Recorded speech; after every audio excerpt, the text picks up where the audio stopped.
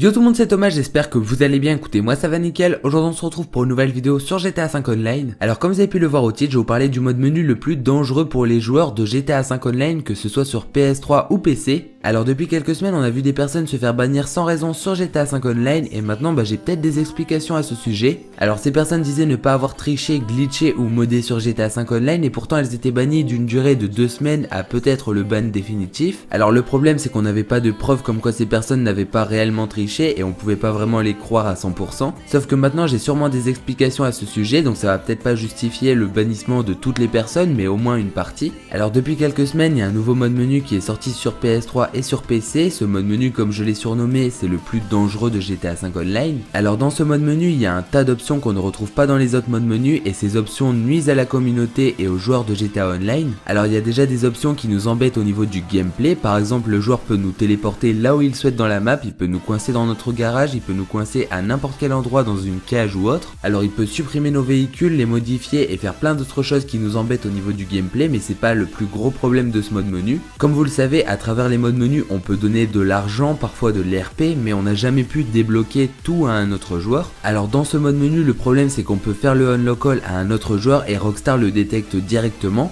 Donc pour ceux qui savent pas, le unlock all à la base c'est pour débloquer tous les véhicules, tous les vêtements, toutes les missions, enfin bref tout débloquer. Et en fait quand on le fait à un autre joueur grâce à ce mode menu, il est instantanément détecté par Rockstar et il se fait bannir à la seconde près. Alors ça existait déjà sur PC il y a quelques mois et maintenant c'est même présent sur PS3 et c'est toujours présent sur PC. Du coup il y a des modeurs mal intentionnés qui s'amusent à aller bannir les joueurs dans les sessions, donc si jamais vous en rencontrez un, faites très attention à vous et éteignez directement votre console. Le problème c'est que Rockstar croit que c'est vous qui avez triché et c'est super dur de se faire débannir par la suite. Si jamais ça vous est arrivé, n'hésitez pas à contacter le support en leur expliquant bien que vous n'y êtes pour rien et que vous voulez bien recommencer à partir de zéro à partir du moment où vous serez débanni. On va dire qu'il y a 3 catégories principales de modeurs sur GTA 5 Online. Premièrement, il y a ceux qui font leur lobby et leur mode tranquillement dans leur coin avec leurs amis et qui n'en parlent pas à énormément de gens. Ces personnes-là sont donc vraiment cool parce qu'elles ne font que s'amuser avec leurs amis ou encore faire des lobbies pour le plaisir ou même pour gagner de l'argent. Ensuite, la deuxième catégorie, c'est les modeurs assez cool. Par exemple, j'en fais partie quand je vais dans des sessions publiques et que je m'amuse avec les mods avec les autres joueurs. J'embête personne ou du moins c'est pas méchant comme ceux qui peuvent bannir les autres et au moins on s'amuse tous. Et malheureusement il y a une troisième catégorie, c'est les modeurs qui vont venir uniquement pour faire chier et embêter les autres joueurs.